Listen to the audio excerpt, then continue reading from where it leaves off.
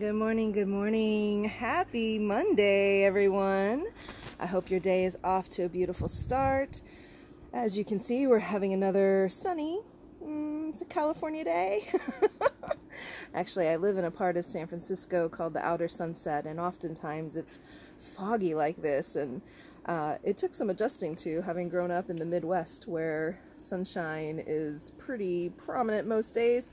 But I've really come to love this kind of foggy, soft morning, the way that my day often starts. And I'm hanging out in my garden, which is always a nice place of peace for me. And I wanted to talk with you all today. I had a really great conversation with one of my clients the other day. We were doing an exercise in which I invite my client to speak to me as if I am someone in their life, and then I reply and respond on behalf of that person. And this client asked me to actually hold space as the universe, which was such a cool and amazing idea. And I was like, whoa, let's see how I do with that. And she just started to share about her despair about the world and what she was seeing happening and her fears for her child and what was going to happen for him as he grew, and why is the world the way that it is, and why do people suffer and hurt the way that they do. And in our conversation, as I'm replying as universe, I'm tapping into things like, facing the unknowns and trusting in the process that life continues and evolves, and that we every century, every decade, every day even, we can be moving the dial more and more towards the kinds of societies that we would love to see, where people really get to thrive and are nurtured and, supported and cared for, and there's acceptance and inclusivity and diversity and all of these things. And it was just such a really powerful conversation. We both walked away from it feeling, more grounded and uplifted and encouraged. And then the very next day, I get my monthly little University of Chicago, that's my alma mater, go Maroons, magazine, and I'm flipping through, and I come across this article by Jason Kelly called "Life as We Knew It: Lost in the Pandemic." Now, to be honest, I'm often skip right by reading things like this, but there was something about it caught my eye, and just trusting intuition, instinct, reading through it.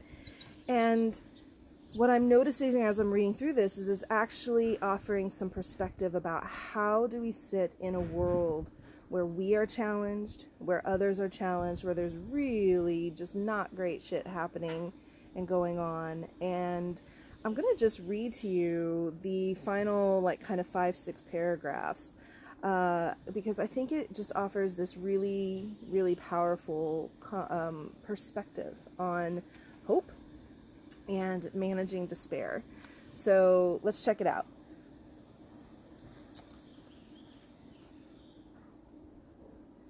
So I'm jumping kind of in the middle, so don't worry about that. Even those far from the fighting experienced a palpable sense of loss over the obliteration of cultural ideals and artifacts, just as those untouched by disease feel the tremors COVID-19 sends across society. In his lecture, Lear, so this is just a person he's referring to, a lecturer, Lear summarized his updated analysis of on-transience. So on-transience is, I think that's Freud. Yes, that's Freud. Good old Freud. And so he says, Freud is grappling with how to live in the midst of world catastrophe and the radical uncertainty of the immediate future. So let's just back up a step. Sigmund Freud's essay on transience provided a historical comparison exploring how World War I destroyed such an illusion. Okay, so Freud is writing this at a major time of upheaval and social change and pain and death and war, and wondering, life is transient. Things change, things don't stay the same, and how do we grapple with that? How do we manage that? So grappling with how to live in the midst of a world catastrophe and the radical uncertainty of the immediate future.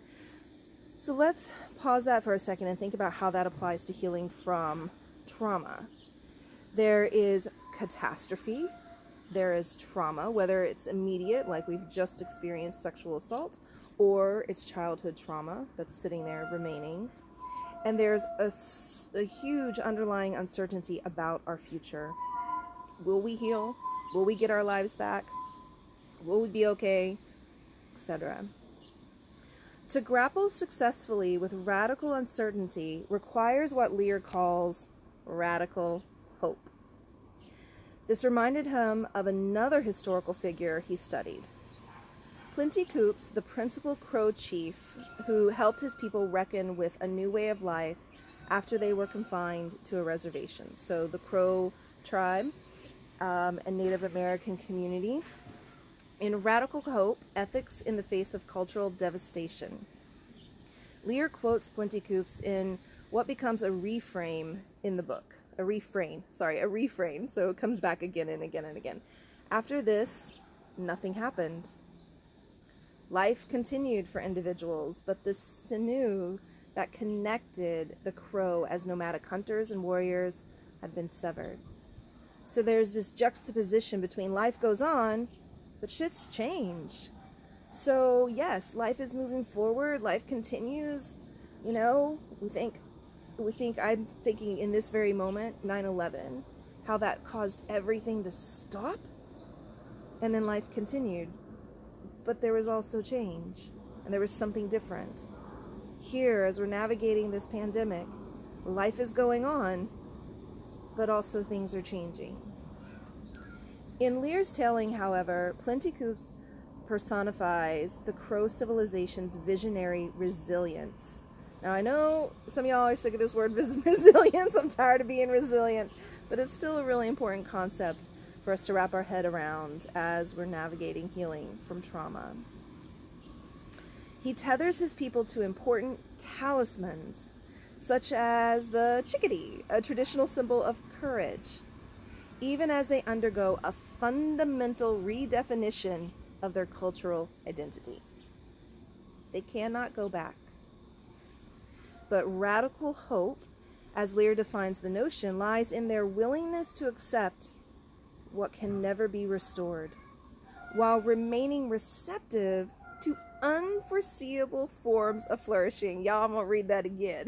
Okay, so this is what we must be able to absorb. This is the mindset for us to cultivate. First of all, I love this idea of talismans, maybe creating your own anchor that keeps you connected, a symbol of representation of courage or lovable or whatever it might be, as a fundamental redefinition of as we undergo a fundamental redefinition of their cultural identity. They cannot go back. But radical hope defines the notion, which Lear defines as the notion, a willingness to accept what can never be restored while remaining receptive to unforeseeable forms of flourishing. And ultimately, despair is always quashed by our willingness to believe something will change. When we are too entrenched in the belief that there isn't anything in our future, there isn't anything on the horizon, there isn't any way to get out, there isn't any escape, then we drop deeper and deeper into despair, and of course we can drop into layers of suicidality. Throughout the 20th century and the 21st, world wars, the perils of nuclear, I'm so country, nuclear devastation, and climate upheaval have threatened civilizations at ever larger scales. Just the possibility of losing our sources of collective meaning. Lear believes this poses a psychic threat, one that the pandemic has made imminent and tangible. A healthy response requires conceiving of a new way forward. Part of the imagination's job, Lear says, is to help us live a creative life in response to the future. Oh my goodness, that makes my heart sing. Part of the imagination's job is to help us live a creative life in response to the future, rather than immobilize us. See, fear and despair and hopelessness is immobilizing. we just freeze. And we begin to keep thinking and ruminating on all of the things that we can't do and all of the things that are painful and why I can't do this and why I can't do that. I get it. I've been there. But if we want to be able to shift this mindset, then we have to turn and use our intelligence, use our wisdom, use our spirit, our creativity, our imagination to really get creative, to begin to think about how we can respond. The natural world, cultural achievements, and even entire civilizations are finite. Their ends unknowable, but imaginable, all too imaginable in moments of acute crisis. That heightened awareness could lead to despair. After this, what happens? Lear's scholarship does not presume to answer that question for any given situation. Instead, he provides a way of thinking through despondency toward a radically hopeful response. We don't know what happens when one world ends, but we have the chance to imagine a new one.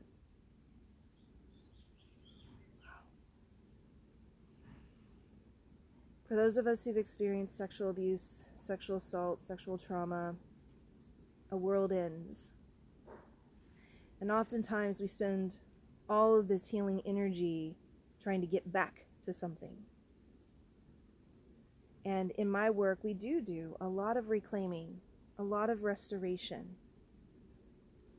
But healing also has a lot to do with leaning into what's new, leaning into what's next, putting our hands on the steering wheel, using our creativity, our imagination, our intuition, our power, our resources, our community, to keep stepping out of despair and into radical hope so that we can keep taking those little actions every day that are going to support us and move us forward and help us live and thrive and call in abundance of all kinds, money and friends and family and, community and resources and love. All there. It's all there. So I hope you will ponder this. I know it gives me so much food for thought. It gives me such a sense of agency and not being at the mercy of circumstances or life, and being able to really shift that energy. I'm going to read it one more time. We don't know what happens when one world ends, but we have the chance to imagine a new one. What new world, what new life are you going to imagine today? And as always, if you need some help getting there, I'm here. Reach out. Always happy to be a resource and support. Have a great Monday, everyone. I'll see you next time.